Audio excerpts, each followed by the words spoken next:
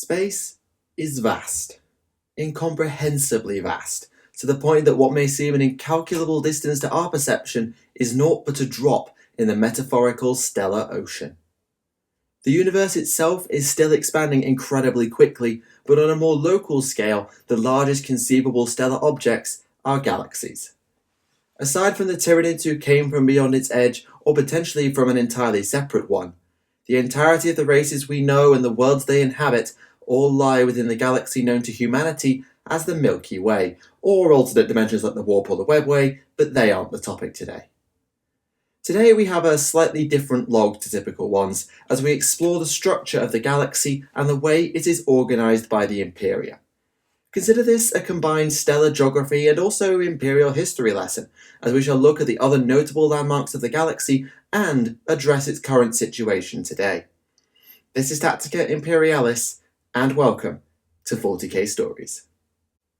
Like most, if not all galaxies, the Milky Way is vaguely disc-shaped. We can define a galactic plane if we were to look at the Milky Way from beyond its edge at a certain angle. However, it is far from a perfect disk, as the Milky Way is a spiral galaxy with various branching arms containing stars, whilst other regions are rather empty. Where things get a little more subjective is navigation within the galaxy itself, particularly in terms of defining a compass for the galactic north, east, etc. Given these things are defined from an imperial point of view, it may well have been based on the position of stars in the Terran sky relative to their planetary north pole. Honestly, how it was defined is completely arbitrary, but in any event, the generally agreed on coordinates are as follows. Terra is to the west of the galactic centre, the Eye of Terra to the northwest, Macragge to the southeast, and so on and so forth, just to give you some context. I understand that's very hand-wavy in nature, but I doubt that anyone save maybe the Emperor or the Chaos Gods etc. either know or care about how that system was put together.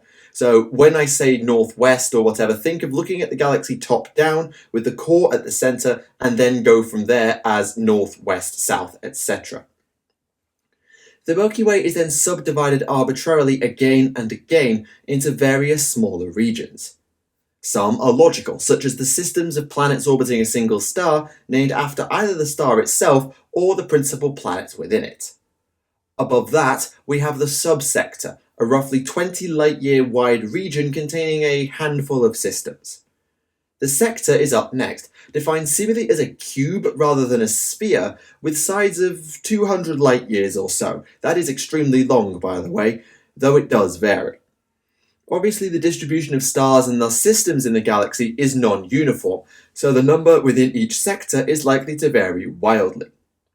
On top of that, each sector is not directly connected to another. There can be, if appropriate, vast amounts of space between sectors known as wilderness space, often either sparsely or not at all inhabited. Elysia, for example, finds itself in one of these intersector regions, and there is in fact so much wilderness space that it actually covers more than the holdings of the Imperium combined. We have no idea exactly how many sectors there are. As I said, space is vast, the distribution is not uniform, you can't just chop it up into little bits and multiply.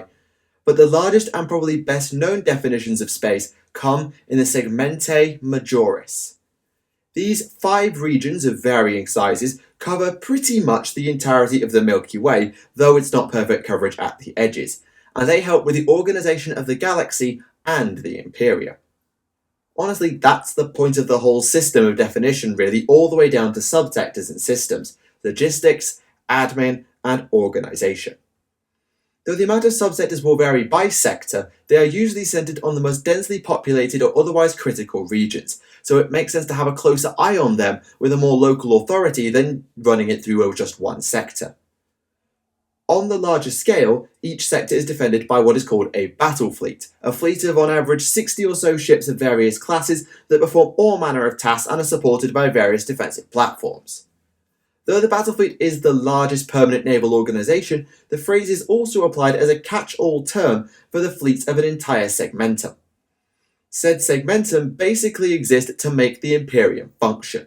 The galaxy is cumbersome enough to manage already, trying to do it all at once from a single location is impossible. I mean, we all know the Imperium's cumbersome in its current state, so I dread to think how bad it would be without the Segmentae. The management of the Segmentae, at least in a naval sense since the fleets are the limiting factor for many things, are done from places known as segmentum fortresses, led by an individual known as Master of the Segmentum, drawn from the upper echelons of the administratum.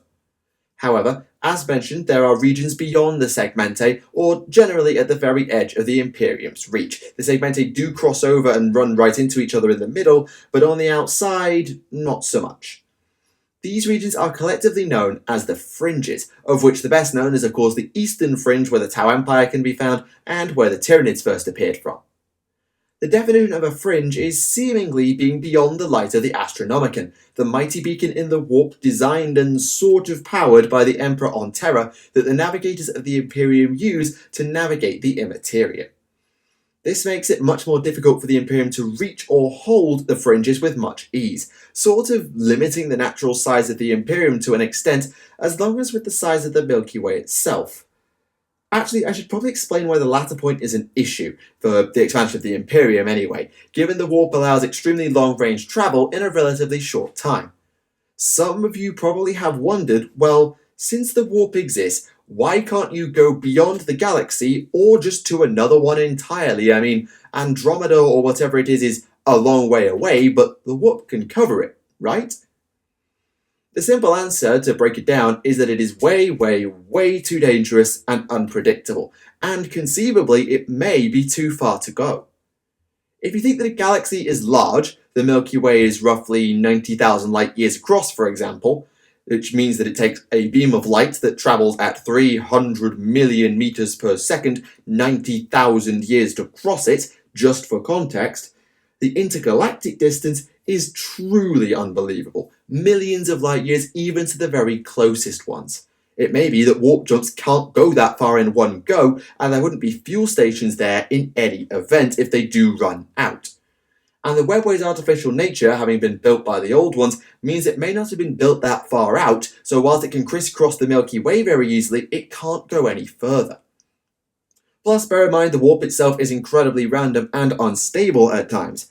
Demonic incursion, time travel, being spat out in random places, all of these and much, much, much more can and do happen when you're dealing with the Immaterium. So is it possible to get to another galaxy with the warp? Maybe if you got exceptionally lucky and you had a lot of people go out before you and basically build fuel stations along the way, you might do it, but it would be incredibly dangerous and you'd never make it back. So, probably not. So, now you have a basic overview, let's break the galaxy down a bit and look at the Segmentae Majoris in more detail. Probably first among equals, the smallest by volume and yet probably the most densely populated by humanity, is Segmentum Solar.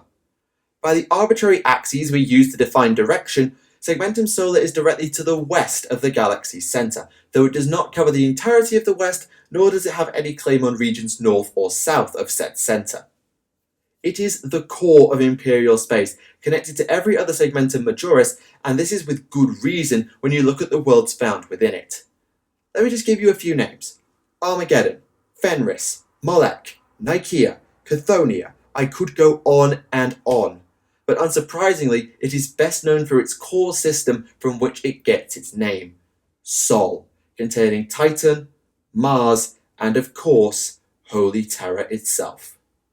While some of the planets in Sol have been turned over to mundane functions such as mining, the system remains both sacred and critical.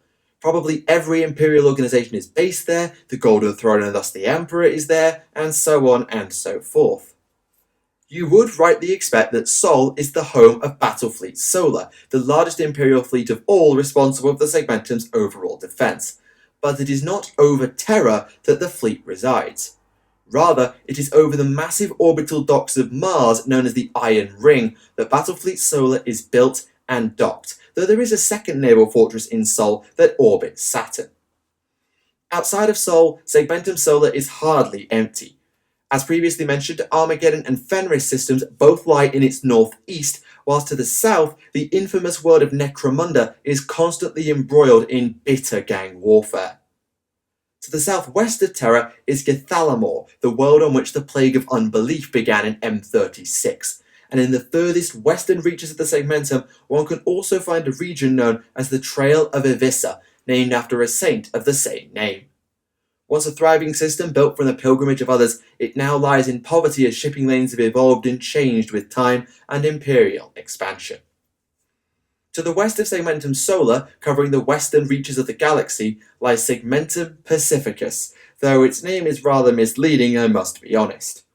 I'm not just saying that because this is the Imperium and it is always at war, but the Segmentum has either seceded from or rebelled against the Imperium on at least one occasion, and large parts of it have rebelled even more times. This was in M35 as part of the Nova Terra Interregnum, where the Council of Nova Terra renounced the authority of the Senatorum Imperialis.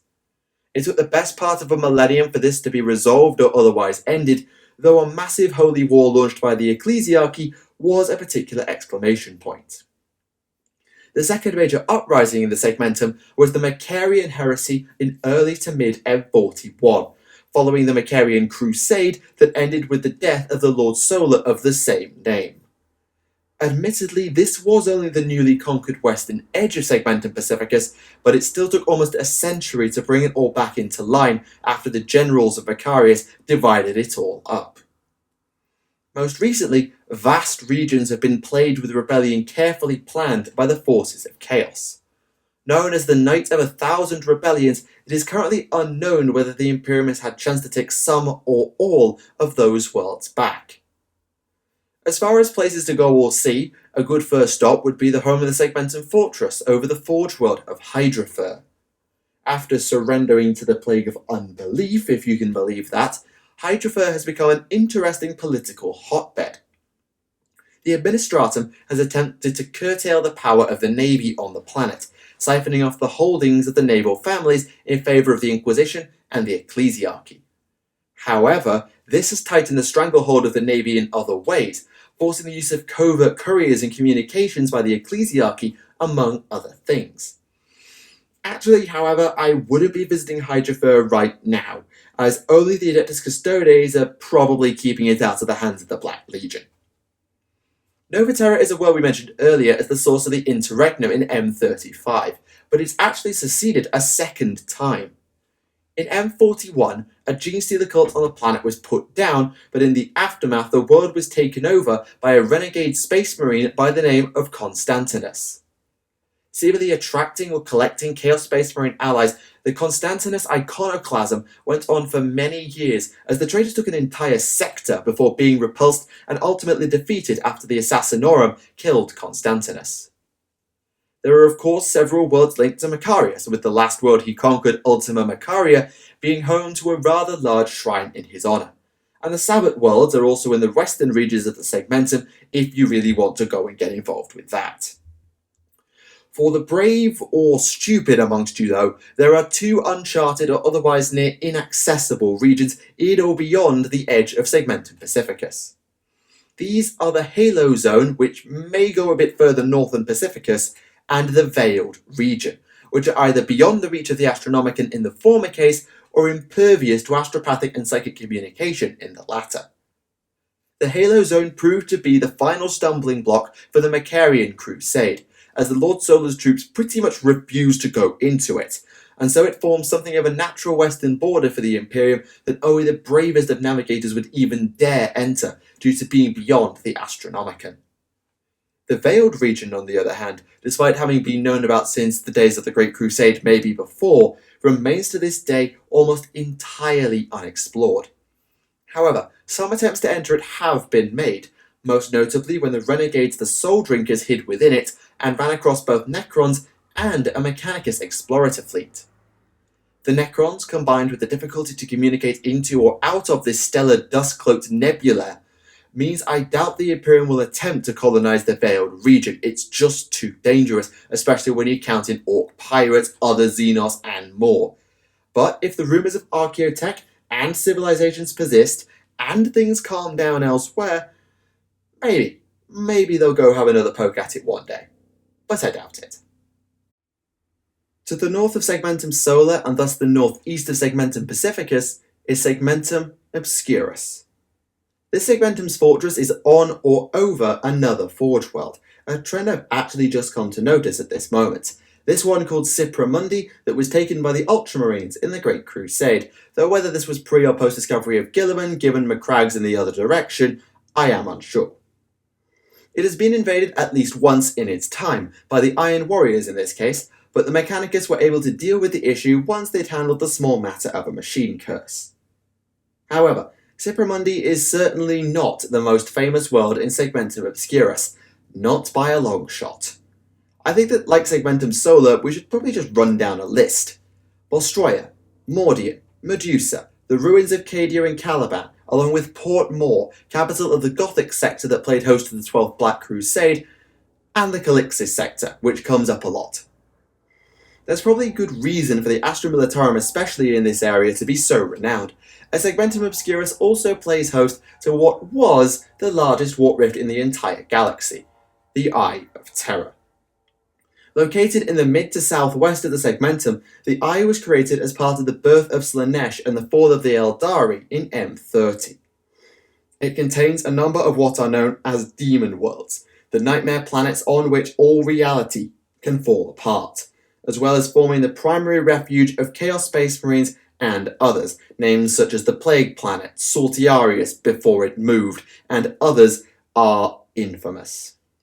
Nowadays, however, the Eye is somewhat overshadowed by a certain warp rift we'll discuss a little later, which has officially left Segmentum Obscurus almost entirely within what is known as Imperium Nihilis, which again, we'll get to later.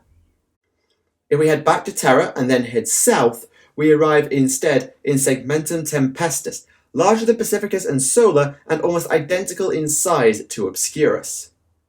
The Segmentum fortress for Battlefleet Tempestus is a world called Bacca. Its official designation is unknown, but it seems to function to me as a mining world said to rely on forced labour.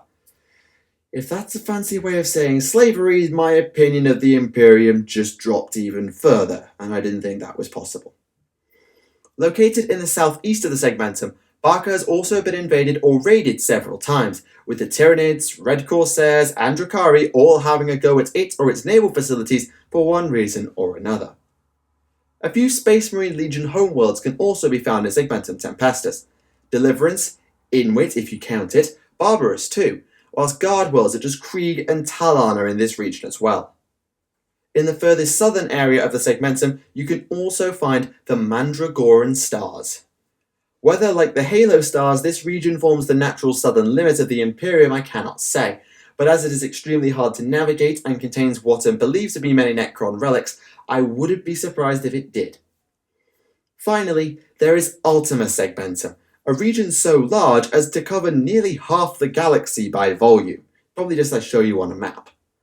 Connected to every other Segmentum save Pacificus, Ultima Segmentum has its fortress at a world called Carduniash. Sadly, we know little to nothing about the place, not even its location really, but as it is said to be within Imperium Nihilis nowadays, I assume it's somewhere in the northern half of the Segmentum and possibly in Ultramar.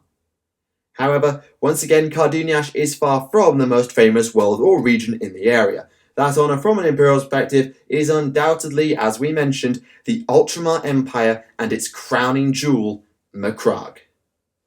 Located in the far southeast, the 500 Worlds, as they are sometimes known, was already a prosperous empire under Robert Gilliman before the coming of the Emperor, and despite repeated invasions and shenanigans, it remains one of the best places in the Imperium to live, I suspect. Apart from that time it tried to form a second Imperium, we don't talk about that anymore. Just to the east of Ultramar lies the main portion of the Tau Empire, with the Damocles Gulf forming its natural western border thanks to the Mechanicus setting it aflame. Though the secondary empire founded by the 4th and 5th sphere, known as the Nemyar Atoll, is further afield after what, to put a long story short, involved warp and wormhole shenanigans. I believe this new little empire lies to the north of the original empire, but I've yet to visit and scout it fully, so I can't say for sure, unfortunately. The Orc Empire of Sharidan, and also potentially Octarius, along with the Necron Saltec and Neolach dynasty, also border Ultramar, helping to keep the Ultramarines and the others in the region on their toes, but there's far more to Ultima Segmentum than that. In the midwest of the Segmentum lies the galactic core itself, a mostly uncharted and dangerous region believed rich in resources and of course likely containing a supermassive black hole at its heart because it's the core of a galaxy. Just southwest of that is the Maelstrom Zone, a region including the Badab sector often troubled by the large warp rift that it's named after, the Maelstrom, that was second only to the Eye of Terror and now plays home to the Red Corsairs, and others. There are then plenty of well-known worlds scattered around the Segmentum. Prospero, Rin's world, Catachan, Baal, Valhalla, Nuceria, Olympia. Believe me, the list here is extremely long thanks to the sheer size of Ultima Segmentum. As with Segmentum Pacificus, the Astronomicon forms something of a natural barrier as to the size of it. The eastern fringe, as the collective area is known, is perhaps even beyond the light of the Emperor's Beacon, as we mentioned before, and it's from here that the Tyranids would first emerge. However, some regions are far too dangerous for expansion, most notably the Ghoul Stars in the far northeast. Though roads have been made to clear the surrounding regions, including by the Black Templars after Helbrecht's ascension, no expedition into the stars themselves has ever come back, which no doubt is a mix of geography and warp issues and also its inhabitants, I suspect. The last stellar/warp anomaly of particular note in the Segmentum is the mysterious Storm of the Emperor's Wrath, which appeared in M36 during the Age of Apostasy that ruined the attempts of Goj Vandir to crush the rebellion of Sebastian Thor. There's honestly so much more to Ultima and, well, every other Segmentum, but there's only so much time to discuss it all, so I can only provide so much detail here. Regardless, I hope you've got an appreciation for how the galaxy is laid out at least, and maybe you've got an idea of how you would go about exploring it. But there is one more thing we need to discuss. So there you go, the Segmentae Majoris and a few points of interest in each of them. However, now seems as good a time as any to discuss the newest addition to the Milky Way and the effect it has had on the galaxy.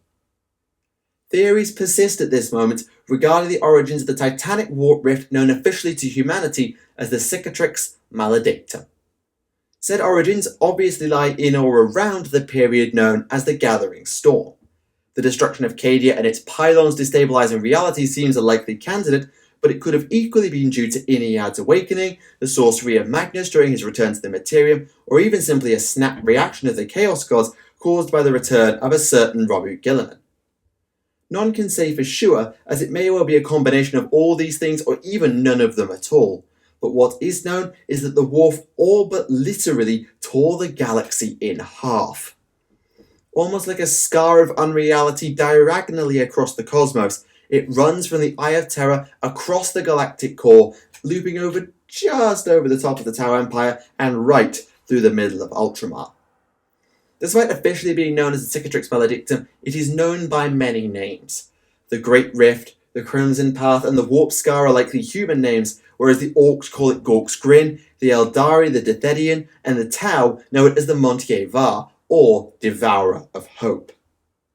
As is common with all warp breaches into the Materium, the Maledictum is a nightmare to those near it, and has even caused disturbance further afield. Temporal distortion, demonic invasions galore, and much, much more. The worlds caught within the rift will now be naught but the playgrounds of the Chaos Gods, who have started to play out the great game in these regions with a massive civil war known as the War in the Rift. At the same time, they've also been reaching out from the rift to claim territory. However, it is the effect that the Montier Var has had and continues to have on the Astronomicon that was most terrifying for the Imperium. In an event known as the Noctis Aeterna, the Astronomicon's light was either blocked or entirely went out, causing untold havoc for days, weeks, months even, depending on the world. The official clarification seems to be about a week, but it does vary. Even when, to use an old Terran phrase, someone put the penny in the meter and the light came on, the half of the galaxy on the opposite side of the Maledictum to Terra still found the light of the Astronomicon greatly dimmed, making travel, well, difficult. This region covers most of Segmentum Obscurus and Ultima Segmentum and is known aptly as Imperium Nihilus, the Dark Imperium. Many worlds on the Terran side, the Light Imperium as I term it, suffered from demonic incursion or other things, though they have now mostly been put down. But the Dark Imperium had it far worse and continues to suffer from such things.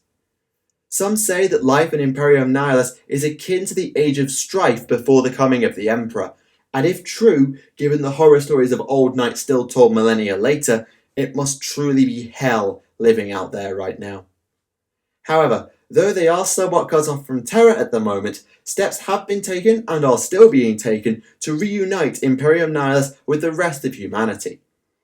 Potentially thanks to the presence of the Silent Sisterhood, the Indomitus Crusade under the reborn Guilliman was able to pierce the Great Rift and reach the Dark Imperium, with one such safe route coming in Segmentum Obscurus near to the Eye in the Nachmund system. Eventually, the Crusade reached one of its last stops in Imperium Nihilus after fighting so many battles, coming to the Baal system besieged by High Fleet Leviathan and then by demons under none other than Kabanda. Though the coming of the Maledictum had all but crippled the Tyranids, the planet and thus the entirety of Sanguinius' bloodline was saved from annihilation thanks to the reinforcement of the Crusade and the Primaris Space Marines they brought.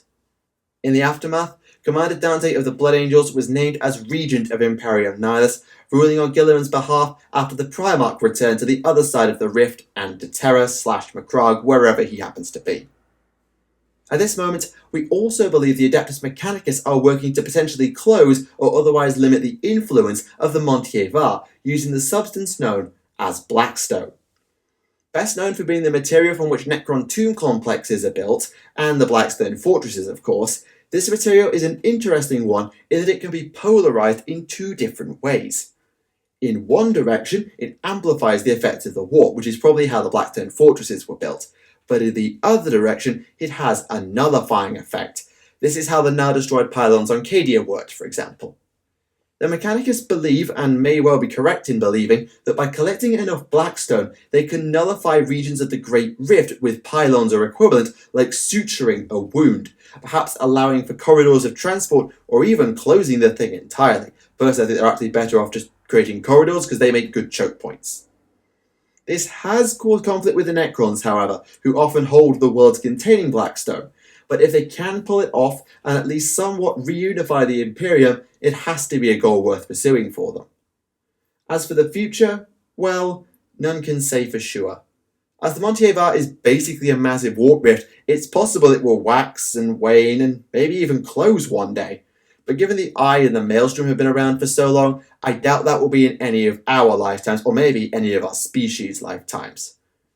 All I know for sure is, no matter what happens from now, the galaxy will never truly be the same again, thanks to the actions and the influence of the Cicatrix Maledictum. And there you have it, a bit of a geography, history lesson concerning the look and the structure of the galaxy. I know this was a slightly different sort of log to usual, though hopefully it does bring you a little more up to speed on current events as well. And regardless, it should make my discussions of locations a little easier to follow, so when I name a place, hopefully you get a rough idea of where I'm talking about. Next time, I think it is high time we redress a little bit of an imbalance. Long ago, back when this storytelling journey began if not before, I created a series of logs known simply as Champions of Chaos. However, whilst we have covered the most infamous traitor Astartes in those logs, I think it's only fair that we do the same with their loyalist counterparts, at least in the modern era. I've done the legions, now let's do the chapters. I think that a good place to start is with an individual we actually mentioned today. That does mean a run to Imperium Nihilus, but at least it'll be safer than last time I tried going there. Oh god, yeah, last time was not fun. Regardless, I will see you there for what I have decided to name, in a unsurprising move, Champions of Humanity. Thank you for watching Tactica Imperialis, and I will see you all again. Goodbye.